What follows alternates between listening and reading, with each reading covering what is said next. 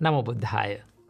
Couple of days ago, when I was reading the Dhammapada, I came across this wonderful verse from the Buddha.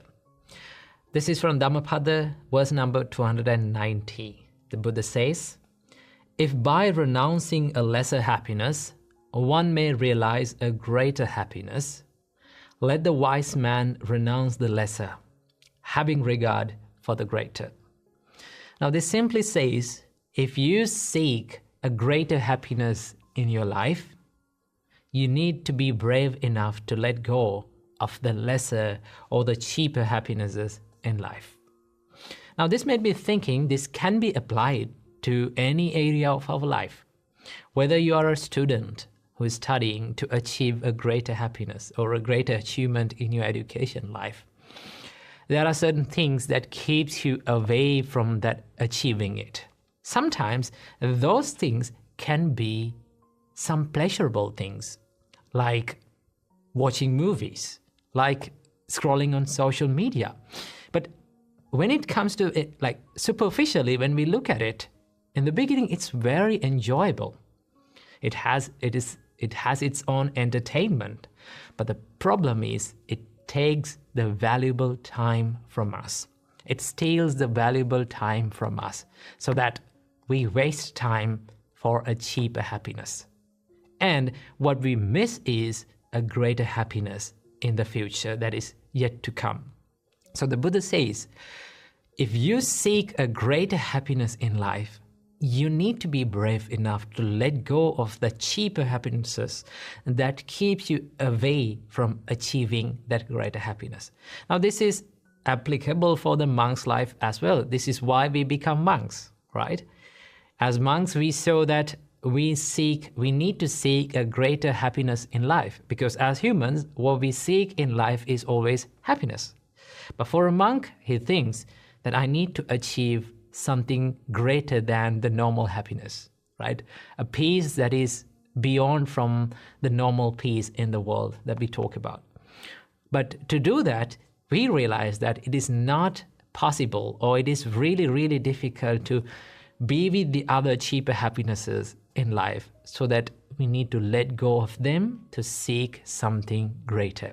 And that is what even the Buddha did, right? So many people complain that why Gautama, the Siddhartha Gautama, let go of the lay life or the material life. Why did he ran away from the life so that he become a monk? It's not about that he ran away from the responsibilities. It's about he understood that one cannot achieve the greater liberation in life or the greater peace in life, which is nirvana, by staying in this household life. So that he let go of that household life and became a monk.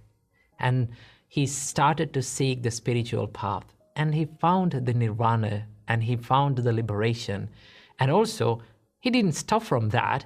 He came back to the palace and he helped everyone who was in the palace in his life to achieve the same state of peace.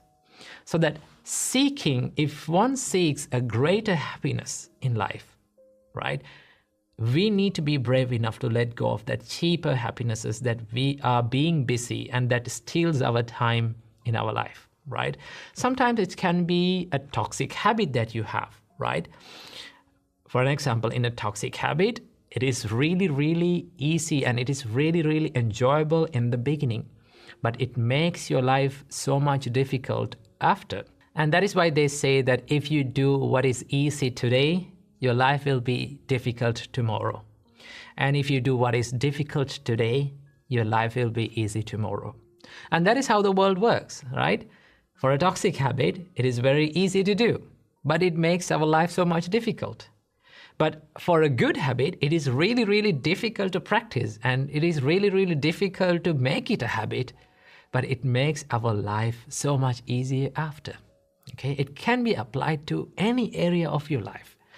Like, let's talk about the spiritual life.